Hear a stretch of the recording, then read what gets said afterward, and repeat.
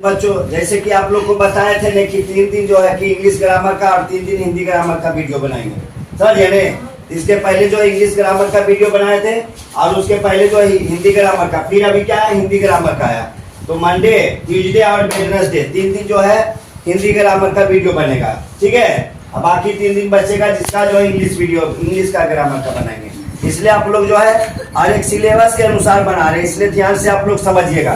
देखिए इधर, इसके पहले वर्ण विचार आप लोग को खत्म कर दिए थे।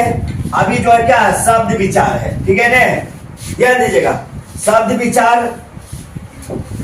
विचार क्या हुआ? शब्द किसे कहते हैं, यानी कि क्या हो गया? देखिए, ध्वनियों के मेल से बने हुए सार्थक वर्ण समूह को शब्द कहते हैं। समझिए ने, ध्वनियों के मेल से बने हुए सार्थक वर्ण समूह को क्या कहते हैं? शब्द कहते हैं। समझे बात को? ये आपका डिफिनेशन हो गया है ना। क्या वर्णों के सार्थक मेल को शब्द कहते हैं? ऐसे भी बोल सकते हैं, है ना। क्या बोल सकते हैं? वर्णों के सार्थक मेल को भी शब्द कहते हैं। समझिए बात को, मैंने संक्षेप में, छोटा में। यहाँ ध्यान दीजिएगा सारे बच्चे। देखिए इधर क्या करा, ध्वनियों के मेल से बने हुए सार्थक वर्ण समूह को शब्द कहते हैं। और छोटा में इसको क्या बोल सकते हैं? वर्णों के सार्थक मेल को क्या बोलते हैं? शब्द बोलते हैं। ठीक है ना। आगे देखिए, जैसे क्या है, देखिए कमल वर्ण क्या हुआ? कमल, क लग म, क म वर्ण हो गया, ल तो क्या हो गया? कमल। किताब, गंगा, कोमल, सुंदर, ये इत्यादि। ठीक है ना। ये सब क्या हो गया? जैसे शब्द मिला, वर्ण मिला, तब जाके शब्द बना। जैसे देखिए, क प्लस ल प्लस म, तो क्या हो गया? ये बन गया क्या चीज? ये बन गया कलम, कलम बन गया, है ना। और ये कमल है। ठीक है, उसी तरह से क्या है, और कोई शब्द लिखिए।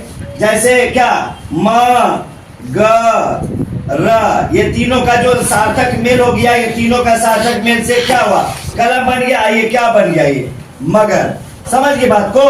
अच्छा, ये क्या वर्ण क्या हुआ? क म, ये ल म, इधर म ग र, ये सब क्या हो गया? ये सब हो गया वर्ण। तो वर्ण हो गया ये। अब आगे देखिए, वर्ण का क्या होता है ये। अब देखिए, शब्द का जो है कि भेद होता है ना। तो आपको कोड टाइप से बताएंगे। आगे देखिए, 4 प्रकार से होगा। देखिए इधर, ये क्या है? पहला क्या है? वाक्यों में प्रयोग के आधार पर, है ना। जो वाक्य में जो प्रयोग होता है, उसके आधार पर शब्द 2 प्रकार के होते हैं। ठीक है ना। वाक्य में जो शब्द प्रयोग होते हैं, उसके आधार पर शब्द के क्या है? 2 भेद है। ध्यान से समझिएगा, समझे ने। अगर आपको बोल दिया जाए, अगर आपको पहले बड़े भी और होइएगा ने, मैट्रिक या इंटर में जाइएगा तो पूछ देगा कि है ना, क्या पूछेगा ये कि वाक्य में प्रयोग के आधार पर शब्द के कितने भेद हैं, है ना। तो 2 भेद है। कौन कौन? सार्थक और निरर्थक। समझिए ने। अभी देखिए, सार्थक और निरर्थक शब्द समझिए। जैसे यहाँ देखिए, छोटे बच्चे को कहिए ने कि 2 शब्द वाले 10 शब्द लिखिए, है ना। छोटा बच्चा जो LKG UKG में पढ़ते हैं बच्चे, उनको बोलिए क्या, 2 शब्द वाले 10 शब्द लिखिए। तो क्या बच्चा क्या करेगा? देखिए, एक है वो क्या करेगा, है ना, कल, है ना, नल, तम, है ना, मन, है ना, और क्या लिख देगा?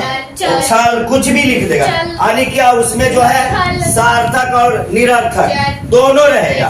समझिए ने, समझिए। देखिए जैसे लिख देगा क्या, पानी, है ना, पानी, इस तरह से लिख देगा। समझे ने। तो ये जब लिखने लगेगा तो क्या होगा? उसका शब्द जो है, कुछ शब्द क्या हो जाएगा? सार्थक रहेगा, तो कुछ क्या रहेगा? निरर्थक रहेगा। बात समझे? अब यहाँ देखिए, इसको पहले समझ लीजिए तब परिभाषा को जानिएगा। सार्थक क्या हुआ? जो सही अर्थ देता है ना। सार्थक क्या हो गया?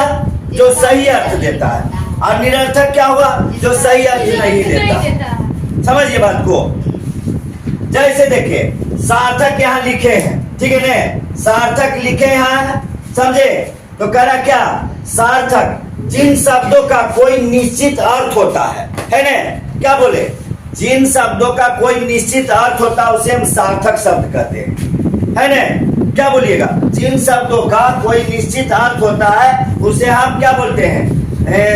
सार्थक शब्द कहते हैं। ठीक है। जैसे देखिए, विद्यालय, घर, कमल, पवन, है ना? ये सब समझ रहे हैं कि विद्यालय होता है, घर होता है, कमल होता है, पवन भी नाम है। तो ये हम लोग समझ रहे हैं। ये हो गया सार्थक शब्द हो गया। समझे बात को कि नहीं समझे? अब आगे देखिए, दूसरा क्या है? निरर्थक शब्द। निरर्थक क्या हो गया? जो कोई अर्थ, सही अर्थ ना देता। जैसे देखिए, जिन शब्दों का कोई अर्थ नहीं होता है, समझिए ने, जिन शब्दों का कोई अर्थ नहीं होता है उसे हम निरर्थक शब्द कहते हैं। ठीक है ने? जैसे देखिए, पंखा के जगह पर क्या लिख दिया? पंखा, है ना? है ना? उठपुटांग लग रहा है पढ़ने के लिए। जैसे क्या हो गया? देखिए, एक बच्चे में भी देखिए, एक होता क्या, एक तेज बच्चा होगा, एक कमजोर बच्चा होगा, यानी सही बच्चा और खराब बच्चा। तो देखिए, तेज बच्चा में क्या होगा कि सही सही चीज का वर्क करेगा, वो वर्क जो भी करेगा सही करेगा। और जो कमजोर बच्चे रहेंगे ने, उसमें जो है कि अजीब अजीब तरह के क्या रहेगा कि मैंने हुलचुल करते रहेगा, कभी इधर कभी उधर। ये देखिएगा उसमें गुण रहता है। समझिए बात को? तो वही बात है कि देखिए इधर, ये तो सार्थक समझ गए। और निरर्थक शब्द क्या रहेगा कि जिन शब्दों का कोई अर्थ नहीं निकलता, है ना? तो वही बात है, समझिए ना? बच्चे पर भी बता दिए कि जो बच्चे कमजोर है। देखिए इधर, जैसे पंखा, पंखा, है ना? देखिए, बाम, आम, है ना? रोटी, ये क्या है? बोटी, पानी, पानी, है ना? तो क्या है? देखिए, इसका कोई अर्थ आ रहा है? कुछ समझ में आ रहा है आप लोग को? है ना? तो जिस शब्द का कोई अर्थ नहीं हो उसे हम निरर्थक शब्द कहते हैं। सीधी सी बात।